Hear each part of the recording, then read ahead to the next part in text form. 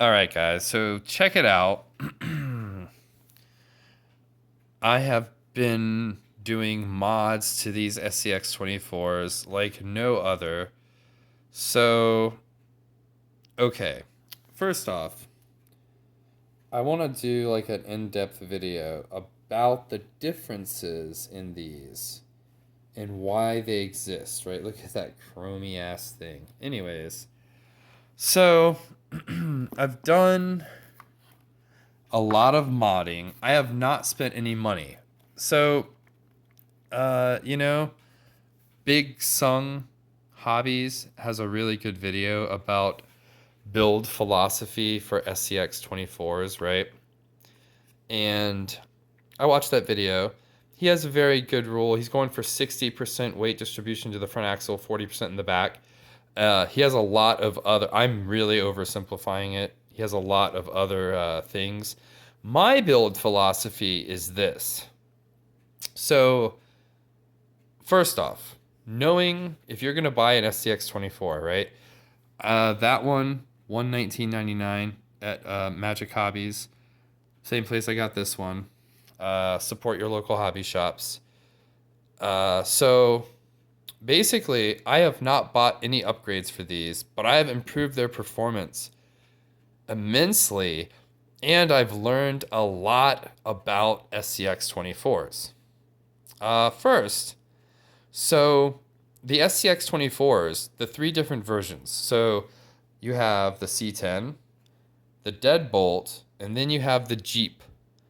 Now, all three have a special characteristic to their own body style. So, like, there's two different colors of these, as you can see on the box, and there's two different colors of these, as you can see on that box. There's a red one, and obviously a green one. And there's a Jeep that comes in a white and green, and also like a yellow.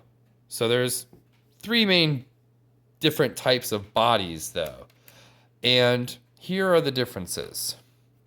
So the two major differences between these two, and the Jeep, keep in mind, has the same tires and wheels as the Deadbolt. But it also has a similarity to this. So what is it? This has a little bit smaller tires, and the wheels are 1 inch, but the tires are a little bit smaller diameter. Now, how does that affect you? Well, it affects your height down the pumpkin area, right? Right here. Right? It affects the clearance height right here. But if you're familiar with the SCX 24, we know that these have worm gears, right?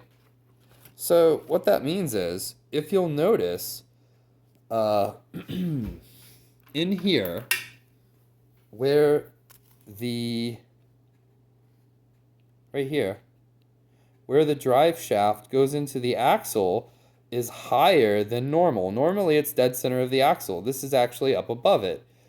That does two things. It means you won't rub your axles. You'll always rub these bottom links and not your axle, because your axle's tucked up there at axle level. Or I'm sorry, your drive shafts are tucked up above the axle, right? And that is because this is a worm gear. This also is a mechanical brake. When the motor does not turn that worm gear, the axle is locked. That's why these aren't good for very small children, because you can't push them or you'll just rip the gears up. But that's also what makes it a very stable and reliable crawler based on that mechanical feature. Now, all of the SCX 24s have this axle system. Here's what they differ as, though.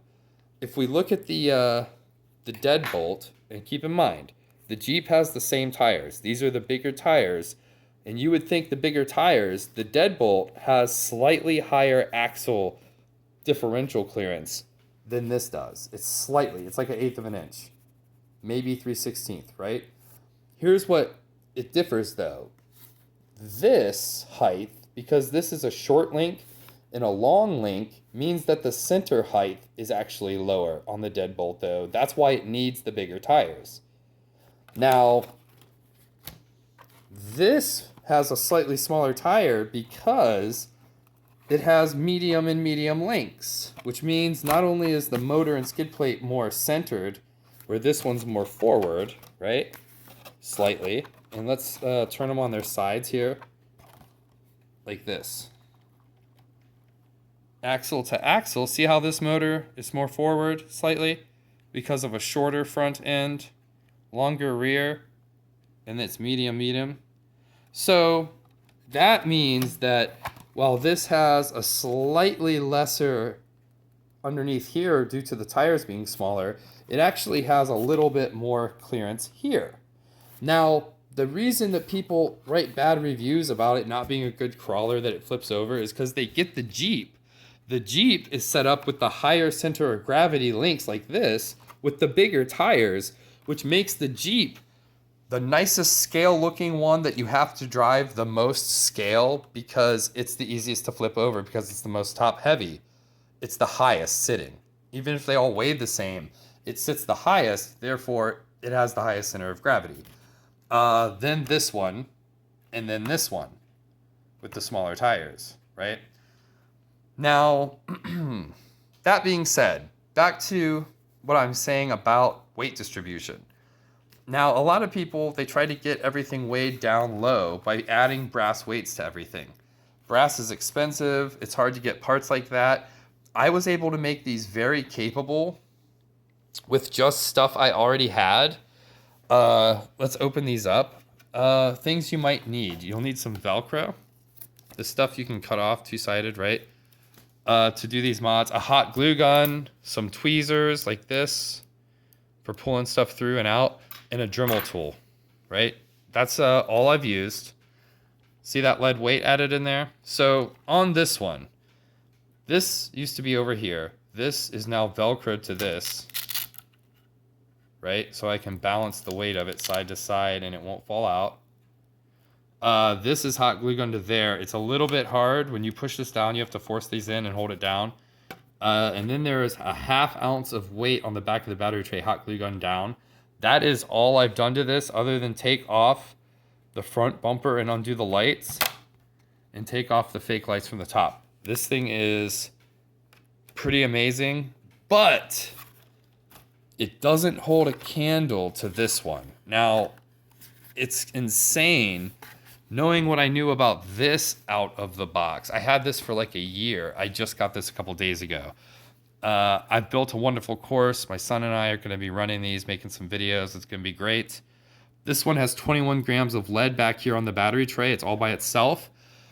This is in the normal spot. This is a hack that you can do. As you see, on top of the lights, the wires for the lights, I've sat the battery underneath here and then used a rubber band that I put over this, over the corner, down under, and have brought it down under and up around the battery to hold it in there. And then you can actually pin your shit down. Oh, another thing. When you put these pins in, because there's ridges in the middle, right? Put your pins in from the outside on this. But on this one, put them in from the inside out because the ridges are on the outside. So it's easier to go that way. And on this one, it's easier to go. I'm sorry. Yeah. In, and on this one it's easier to go out. But anyways, instead of the rubber band though, what I actually do is I stick the battery to that up in the front and then close this and then plug it in and then lock it down, right? And that puts the battery right here. This thing is amazing with that. Just that makes this thing nuts. I didn't put on the roll bar. I may put it on though because now it's so weighted. And you know, when it comes to loading the suspension and stuff, I haven't done anything with the suspension. Just doing the weight and the battery changing dampens your suspension and gives you unbelievable crawling capabilities. They're very impressive out of the box. I would say the most out of the box, this one or this one is probably the most capable depending on what you're trying to do. This is going to go over bigger inclines out of the box with the slightly bigger tires and the more blunt nose. This one does not do a large face, but it does side hill everything better than this one, and I would guess the Jeep as well. The Jeep's the only one I don't have. I'm hoping to get a Jeep as well as get a few non-SCX 24 versions to compare to these. Like I'd like to compare the Element Enduro 1/24th scale to the SCX here, and as well as the RGT 1/24th scale.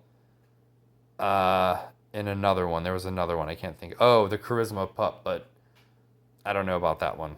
But anyways, I've got a very, I don't know if anybody has seen the last video I put out. I've been working on a new course, and I have a new course idea. I'm going to be making a very in-depth 1/24th scale diorama style crawling course. Oh, I'm not going to do intelligent rear steer. It's too complicated. It's too much wiring to run on there, and there's no good place to run everything. Plus the drain. But I might do rear steer straight up in one of these. Probably that one if I do it. I do have 4 servos coming. 4 of the Emax 12-gram servos to upgrade. So that'll be coming up. Look for a video. I will be upgrading these servos up in there with that. All in all, I'm a huge fan of the SCX 24s. Definitely, they are based on things made by Axial that are very, very well thought out, very, at one time leading edge, and still certain technology, whatever, in the 1/10 scale crawling world. But taken something like this and then made cheap by Horizon Hobby and readily available, it's like I'd rather have these and have enough of them for people to join in, and then easy for people to get, and have a course built around this than try to do it in 1/10 scale. It's just you get a lot more fun out of these for the money and the time you're putting into it. You get a lot more out of it, making these very, very functional and without spending any money on them. No brass parts. And you guys will see in my running videos that these trucks are super capable. You've seen it in the videos of this before I even did anything to it. If you drive them correctly, they are super capable. You just got to drive them in scale, and you have to have realistic expectations. But if you have realistic expectations, they will be probably met or exceeded by the SCX 24. Definitely, in my opinion, the best crawler at this scale, hands down. The radios are really good. I like how the radios come with the 3rd channel that you could set up the rear steer easy to click for whatever, or a winch pretty easily. And that's all you need. It's comfortable transmitter. The way they're cut so you can rest your hand on it while you're driving, right? That's why it's cut like that, guys. See that? You can lack that. Anyways, all right, well, thank you guys for watching this video. One last look at my mods there.